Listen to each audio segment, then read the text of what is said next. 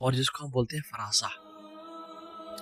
It is a divine light. It is a sixth sense. It is an inspiration. وہ کہتے ہیں نا کہ یہ بڑا فراست والا انسان.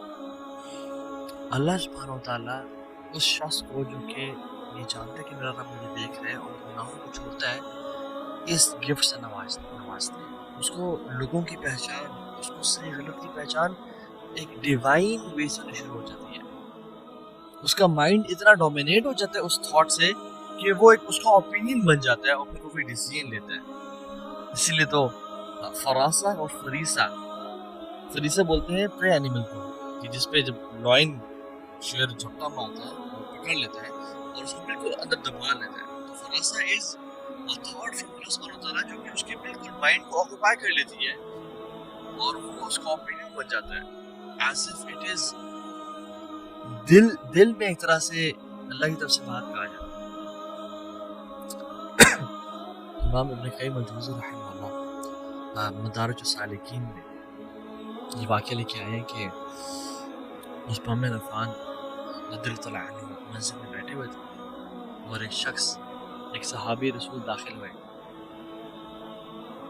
وہ کہتے ہیں, خود نریٹ کہتے ہیں کہ میں جب مسجد آ رہا تھا تو میری خاتون پہ نظر پڑ گئی اور جس طرح نظر نیچے کرنی چاہیے تھی میں نہیں کر سکا. تو جب میں مسجد میں آیا تو عثمان بن عفان نے مجھے غور سے دیکھا اور پھر لوگوں میں ایک اعلان کی اور کہا کہ تم میں سے کوئی شخص ایسا کیوں کرتا ہے کہ وہ مسجد میں آ رہا ہے اور اس کے آنکھوں کے گرد زنا کے دھبے ہیں. تو وہ شخص بڑا حیران ہوئے اور ان صحابی نے کہا وحی بعد رسول اللہ صلی اللہ علیہ وسلم, کیا اللہ کے نبی کی بعد میں وحی نازل ہو رہی ہے؟ تو عثمان بن عفان نے کہا نہیں, یہ فراسہ ہے جو اللہ تعالیٰ اپنے بندے کو دیتا ہے. یعنی عثمان بن عفان knew کہ this person has done something wrong. اور ہم دیکھتے ہیں کہ عثمان بن عفان میں کوالٹی کیا تھی, اتنی حیا تھی اللہ تعالیٰ سے, اللہ تعالیٰ کا یہ پریزنس کا اتنا اندازہ تھا کہ آسمان کے فرشتے ان سے حیا کرتے تھے, تو رسول اللہ صلی اللہ علیہ وسلم بھی عثمان بن عفان سے حیا کرتے تھے. اور جب اللہ کے نبی صلی اللہ علیہ وسلم بیٹھے ہوئے تھے, ابو بکر آئے, عمر آئے, تو اللہ کے نبی نے اپنی پنڈلی کو کور نہیں کیا, لیکن جب عثمان آئے تو سیدھا ہو کے بیٹھ گیا اور پنڈلی کو کور کر لیا. تو جب پوچھا گیا تو کہتے ہیں اللہ استحی من رجل تستحی من الملائکہ, کہ میں ایسے انسان سے حیا نہ کروں جس سے اللہ کی ملائکہ حیا کرتے ہیں. اور وہ کیوں تھا, وہ فراست کیسے ہے عثمان بن عفان میں؟ because he had this shyness from Allah subhanahu wa ta'ala, کہ میرا رب مجھے دیکھ رہا ہے, میں کوئی ایسا کام نہ کروں جو اس کو ڈسپلیزنگ ہو. اور یاد رکھیں جنرلی جو فراسہ ہوتی ہے, بصیرت ہوتی ہے, وہ مراقبہ سے آتی ہے, لیکن اسپیسیفکلی بصیرت کا آنا آنکھوں کو نیچے کرنے سے بھی ہے, بڑا تعلق ہے اس کا. جو شخص اپنی آنکھوں کو نیچے جھکاتا ہے اللہ تعالیٰ کی طرف سے اس کو خاص ضرور ملتا ہے بصیرت. اور یہی تو وجہ ہے کہ اللہ سبحانہ وتعالیٰ نے جو آنکھوں کو جھکانے کا حکم ہے وہ سورہ نور میں دیا.